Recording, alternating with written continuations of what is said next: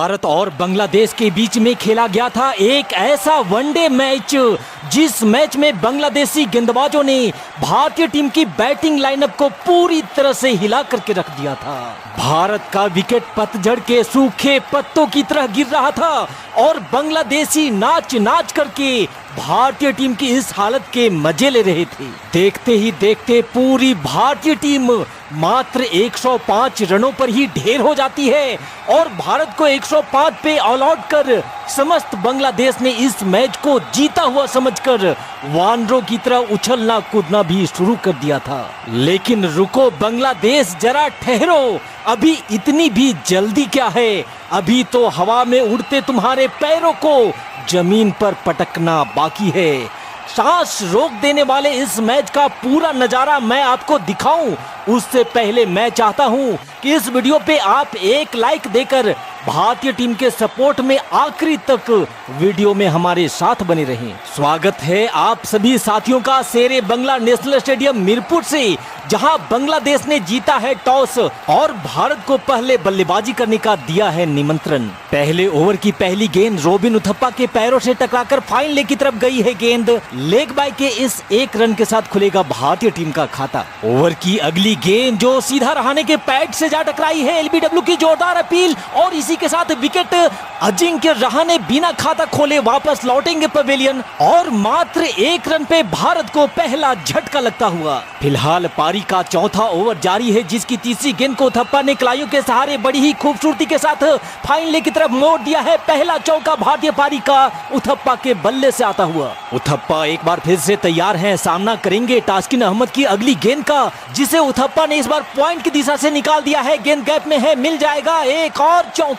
7.3 over के बाद Bharat 26 run एक विकेट खोने के बाद और तास्किन अहमद की इस गेंद को उथप्पा हवा में उठाकर मारना चाहते थे पर सही से टाइम नहीं कर पाए। 14 रन बनाकर उथप्पा वापस लौटेंगे पवेलियन और 26 पे भारत को दूसरा झटका लगता हुआ। मीरपुर का स्टेडियम बांग्लादेशी नारों और उनके समर्थकों की दहाड़ से गूंज उठा था। यहाँ से आगे भारतीय टीम ने अपने खाते में महज 2 रन और जोड़े ही थे कि तभी नए बल्लेबाज अंबती रायडू भी मात्र 1 रन बना करके चलते बने और मात्र 28 पे भारत को तीसरा झटका भी अब लग चुका था। हालांकि यहां से आगे नए बल्लेबाज सुरेश रैना ने आते ही आक्रामक बल्लेबाजी करनी शुरू करी और पहले तो मुर्तजा को रडार में लेकर के एक शानदार चौका जड़ा और उसके बाद रैना ने तास्किन अहमद को भी आड़े हाथों में लिया और एक और शानदार चौका जड़ते हुए रैना ने भारतीय टीम से प्रेशर को थोड़ा कम जरूर किया था। यहाँ मुर्तजा की इस गेंद पर सुरेश रैना काफी भाग्यशाली रहे, क्योंकि गेंद काफी देर तक हवा में थी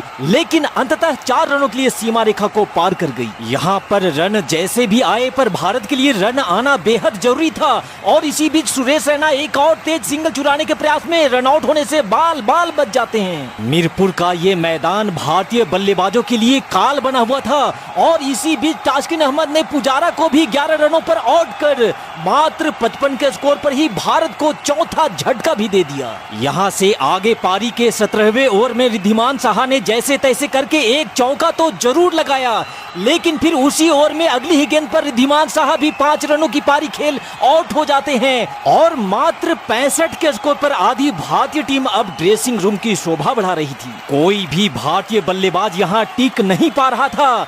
एकमात्र खिलाड़ी सुरेश रैना ही थे जो अच्छी बल्लेबाजी कर रहे थे, लेकिन 17वें ओवर की आखिरी गेंद पर सुरेश रैना भी रन आउट हो जाते हैं और 17 ओवर की समाप्ति के बाद अब भारतीय टीम के बोर्ड पर स्कोर थे 66 पे 6।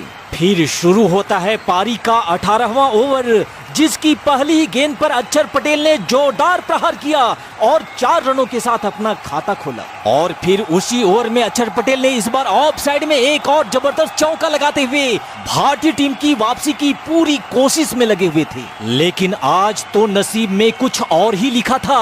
18वें ओवर की 5वीं बॉल पर अक्षर पटेल भी आउट हो जाते हैं और मात्र 75 पे अब भारत 7वां विकेट भी गंवा चुका था। यहाँ 75 से 81 के स्कोर तक आते आते भारत अपना 8वां विकेट भी गंवा देता है। भारतीय बल्लेबाजों के साथ यहाँ क्या हो रहा था ये किसी को कुछ समझ में नहीं आ रहा था। अब तो भारतीय फैंस बस यही उम्मीद कर रहे थे कि किसी तरह भारत का स्कोर बस 100 रनों को पार कर जाए, लेकिन ऐसा होने का चांस यहाँ कम ही दिख रहा था, क्योंकि 86 के स्कोर पर अमित मिश्रा के रूप में अब भारतीय टीम अपना 9वां विकेट भी गंवा चुकी थी। अब भारतीय टीम का आखिरी विकेट मैदान पर था। सामने थे उमेश यादव, जिन्होंने बॉलर के सर के ऊपर से डाउन द ग्राउंड एक कमाल का चौका जड़कर भारत के स्कोर को 92 रनों तक पहुंचा दिया। पारी के 25वें ओवर में अल अमीन एक घातक बाउंसर उमेश यादव को मारता है, लेकिन उमेश यादव ने बड़ी ही सूझबूझ के साथ कीपर के ऊपर से भेज दिया गेंद को एक और चौके के लिए। और फिर ओवर की आखिरी गेंद पर उमेश यादव ने किया एक और जोरदार प्रहार और गेंद को भेज दिया 6 रनों के लिए सीमा रेखा के पार।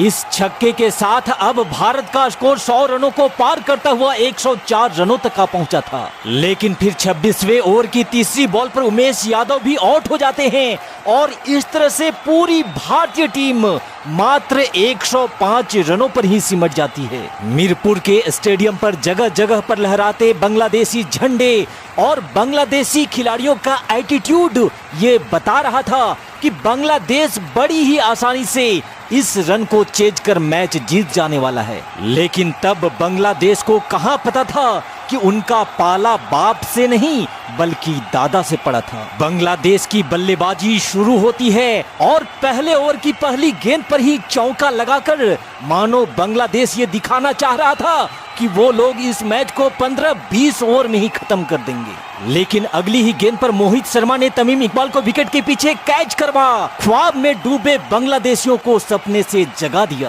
भारतीय पारी की जबरदस्त आगाज हो चुकी थी, लेकिन फिर मैदान पे बल्लेबाजी के लिए आता है मिथुन और मिथुन ने भी आते ही आक्रामक बल्लेबाजी करते हुए एक शानदार चौका जड़ दिया। चूंकि भारत के पास बोर्ड पर रन कम थे, इसलिए भारत को जरूरत थी जल्द ही एक और विकेट की। हालांकि मिथुन ने उसी ओवर में एक और चौका लगाकर अभी तक बांग्लादेशी खेमे को जलवा जलाल ही रखा था। लेकिन फिर तीसरे ओवर की आखिरी गेंद पर मोहित शर्मा ने दिला दी वो सफलता जिसकी जरूरत भारत को थी। इनामुल हक को भी बिना खाता खोले ही पवेलियन वापस भेज दिया गया था। अपने टीम की ये हालत देखकर बांग्लादेशी समर्थक जो पहले वानरों की तरह उछल कूद रहे थे, उनको अब मानो किसी सांप ने सूंघ लिया हो। हालांकि 2 विकेट खोने के बाद भी अभी तक मिथुन वैसा ही आक्रामक बल्लेबाजी किए जा रहा था। उमेश यादव की गति का इस्तेमाल करते हुए मिथुन ने बैक टू बैक 2 चौके जड़ डाले थे। दूसरी छोर पर मिथुन का साथ दे रहा मुशफिकुर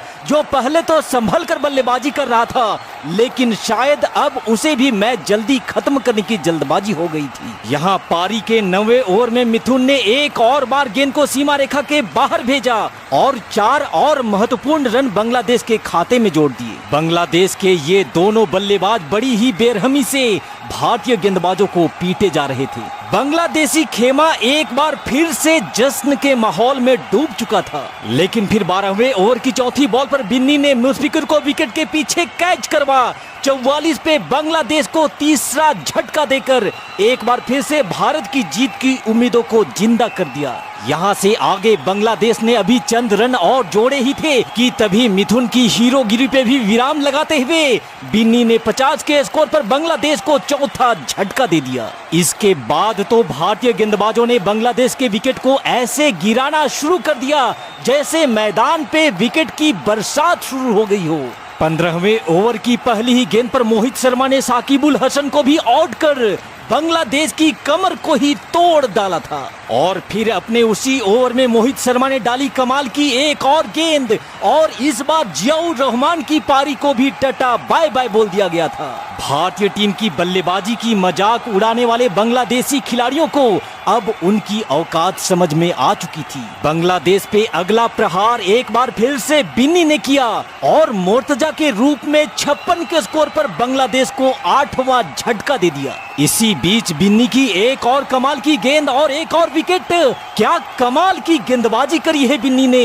मात्र 4 रन देकर 5 विकेट लेकर यहाँ पर बिन्नी ने बांग्लादेशी समर्थकों को माथा पीटने पे मजबूर कर दिया था। और फिर बांग्लादेश के आखिरी विकेट को भी बिन्नी ने ही ढाहा और इस तरह से भारतीय टीम का मजाक उड़ाने वाले बांग्लादेश को मात्र 58 रनों पर ही ऑल आउट कर दिया जाता है और इस लो स्कोरिंग मैच को भी भारत 47 रन से जीत लेता है। बांग्लादेश को सबक सिखाने वाली भारतीय टीम का ये जवाब अगर आपको पसंद आया हो तो इस वीडियो पे एक लाइक जरूर दीजिएगा।